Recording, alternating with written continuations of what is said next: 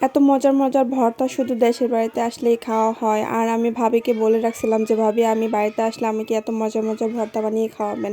আর আমি সব সময় অপেক্ষা করি কখন ভর্তা বানানো শেষ হবে আর কখন পাটার মধ্যে ভাত মাখা হবে। এই মাখাটা যে এত পরিমাণ মজা, এত পরিমাণ মজা, যে খেয়েছে সে একমাত্র বোঝে যে কি পরিমাণ মজা। আর আমি এটার জন্য সব থেকে বেশি অপেক্ষা করি। তারপর দুনো ননদ ভাবি চলে গেলাম ভর্তা বানাতে। আর ভাবি হচ্ছে এখানে বরবটিগুলাকে আর কাঁচামরিচগুলাকে ভালো করে ধুয়ে নিয়ে একটু সেদ্ধ করে তারপর এটা তেলে ভেজে নিয়েছে। বরবটি আর কাঁচামরিচগুলোকে ভাবি হচ্ছে সুন্দর করে বেটে নিচ্ছে।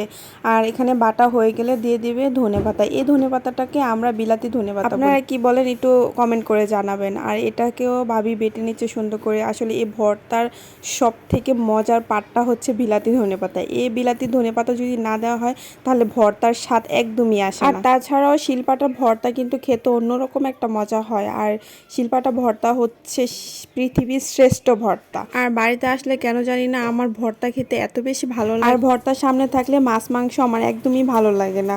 আর ভর্তা দিয়ে হচ্ছে এক প্লেট ভাত অনায়াসে আপনি খেতে পারবেন। মানে হচ্ছে ভাবি পেঁয়াজগুলাকে হালকা থেতো করে নিচ্ছে আর এগুলাকে ভর্তার সাথে মিশিয়ে তারপর লবণ দিতে ভুলে গেছিল। পরে লবণ দিয়ে একটু ভর্তাটাকে সুন্দর করে মাখিয়ে নিচ্ছে। আর এই মাখাটা দেখে তো আমার জিভে জল চলে আসছে। আমি না একটু চেখে দেখছিলাম যে কেমন মজা হয়েছে। আসলে দারুণ দারুণ দুর্দান্ত, এক কথা আমার ভাবির হাতের ভর্তা অসাধারণ।